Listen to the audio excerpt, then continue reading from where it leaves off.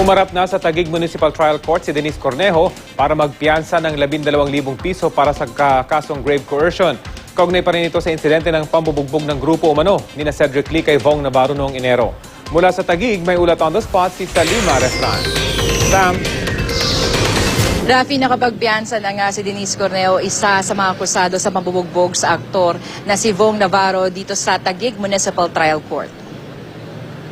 Hinabol ni Cornejo ang court hours na half-day lamang ngayong Miyerkules Santo. Pasado alas 11 ng umaga nang dumating si Cornejo dito sa Taguig Hall of Justice.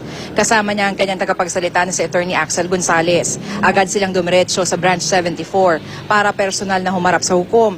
Nagbayad ng piyansa na 12,000 pesos si Cornejo para sa kasong grave coercion. Mismong kanyang passport ang pinakita niyang documentary requirement. Ayon sa kanyang tagapagsalita na si Attorney Gonzales, in good faith ang pagpiyansa nila sa korte. Indikasyon na handang harapin ni Cornejo ang mga kasong sinampa laban sa kanya.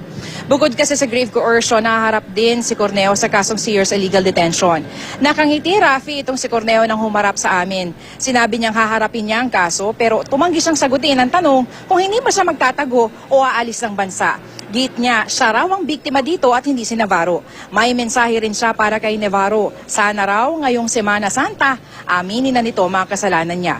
Kasama rin ni Cornejo ang kanyang lola na si Florencia. Galit na galit si Lola Florencia nang tanungin tungkol kay Navarro. Wala daw siyang naisabihin sa aktor dahil dinisgrasya daw nito ang buhay nila. Narito ang pahayag ni Denise Cornejo.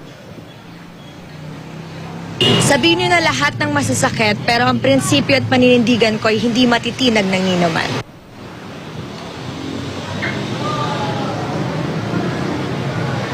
Rafi, submitted for resolution na nga yung motion for judicial determination of probable cause naman ni na Cornejo at Cedric Lee. Doon naman sa Branch 71 ng Taguig RTC. Ito yung para sa kasong serious illegal detention. May 10 araw ngayon ng hukom para resolbahin ang nasabing motion at saka lamang siya makakapaglabas ng warrant of arrest para sa mga akusado. At yan muna ang latest mula nga dito sa Taguig. Rafi? Maraming salamat, Salima Refran.